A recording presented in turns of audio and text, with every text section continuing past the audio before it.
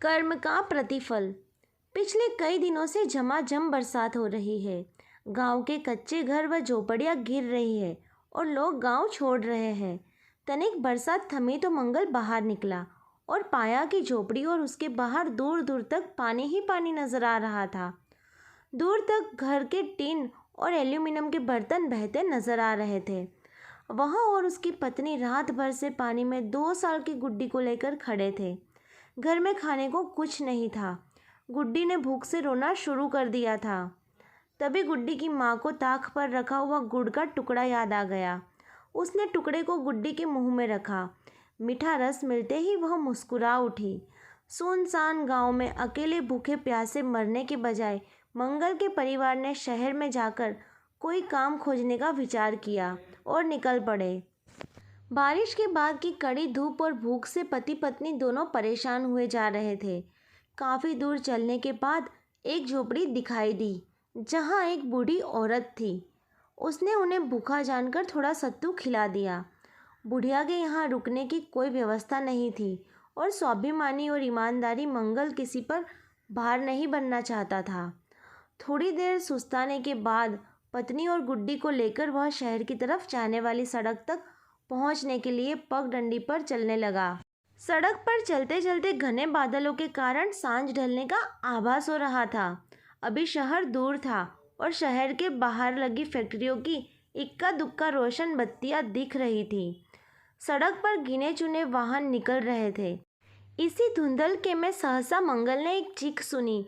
बचाओ बचाओ, स्वर किसी महिला का था। मंगल का परिवार ठिठक कर रुक गया और आवाज़ की दिशा की तरफ कान लगा दिए। थोड़ी देर बाद जब फिर से वही आवाज़ आई तो मंगल भागकर सड़क के किनारे बने गहरे गड्ढों में देखने लगा। वहाँ एक कार पड़ी दिखाई दी जिसका बोनट ज़मीन में धंसा था और पिछला हिस्सा आसमान को देख रहा था।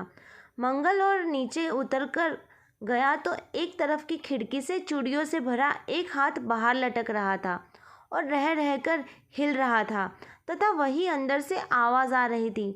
मंगल गड्ढे में उतर गया और खिड़की से अंदर झाँका तो आधी कार में कीचड़ भरा था। हैंडल सहित ड्राइवर सीट डूबी हुई थी तथा पिछली सीट पर एक महिला अर्ध बेहोशी की दशा में एक 5 साल के बच्चे को अपने गले से चिपकाए हुए थी। मंगल पहले बच्चे को बाहर निकालकर लाया और पत्नी से उसे साफ करके उसकी हालत देखने को कहकर उस महिला को निकालने के लिए वापस कार के पास चला गया। करीब आधे घंटे बाद महिला को कुछ होश आया तो उसने अपने बगल में लेटे बेटे को देखा। फिर मंगल के परिवार को सहसा वह रोने लगी और रुकती हुई सांसों से बोली, भैया मेरे बेटे को फ़ौरन अस्पताल ले जाओ और इसका इलाज करवाओ। ये मेरी कलाई से सोने की चूड़ियाँ, मेरा मंगलसूत्र और ये अंगूठियाँ ले लो। भैया जल्दी करो। वह फिर से बेहोश हो गई। उसके सिर से खून बह रहा था। दोनों पैरों के घुटने के नीचे की हड्डियाँ टूटकर बाहर निकल आई थी। मंगल ने अपनी पत्नी को देखा तो वह बोली, जाओ बच्चे को ले जाओ और देखो कोई गाड़ी मिल जाए तो जल्दी से इलाज करा दो। सांसें अभी चल रही है लेकिन सिर से खून भी बह रहा है। किसी को सूचित भी कर देना इधर की दुर्घटना के विषय में। तब तक मैं हूँ यहाँ पर। अस्पताल के बेड पर 5 वर्षीय अप्रतिम लेटा हुआ है। प्राथमिक उपचार पर होश में आते ही उसके रिलेटिव का फ़ोन पूछा गया तो नानी का नंबर बताया। सूचना पर नानी तुरंत अस्पताल पहुंच गई थी और अब उसके साथ ही थी। अप्रतिम से जानकारी लेकर कि नानी के यहाँ से लौटते समय तेज बारिश में अचानक अगला टायर फटने से गाड़ी अनियंत्रित होकर पेड़ों से टकराते हुए कीचड़ भरे गड्ढे में गिर गई थी। मामा जी मंगलू के साथ घटनास्थल पर गए जहां कार की ड्राइवर सीट से अप्रतिम के पिता को मृत दशा में कीचड़ से निकाला गया। अब तक अप्रतिम की मम्मी भी सांसें तोड़ चुकी थी। पुलिस या कार्यवाही के बाद वे वापस अस्पताल में आ गए। मंगल ने अप्रतिम की नानी व मामा को बाहर बुलाकर अप्रतिम की मम्मी से प्राप्त गहनों को सौंपते हुए कहा, माँ जी आपकी बिटिया ने ये सब हमें सौंपकर बेटे के इलाज कराने को कहा था, लेकिन बच्चे ने फ़ोन नंबर बताकर सब कुछ आसान कर दिया।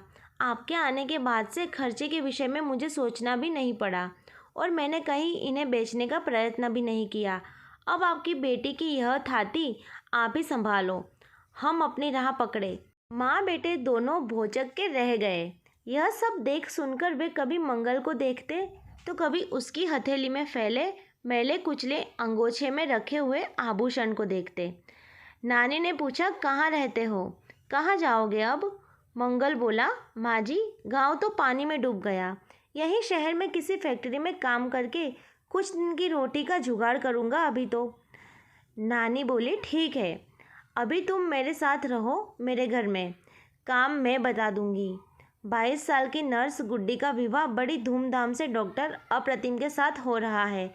अपनी माँ के वचनों के अनुसार मामा जी ने न केवल वे आभूषण जो अप्रतिम की माँ ने मरते समय मंगलू को दिए थे गुड्डी को दे दिए, बल्कि और भी बहुत सारे आधुनिक जड़ाऊ आभूषण भी उसे पहना है।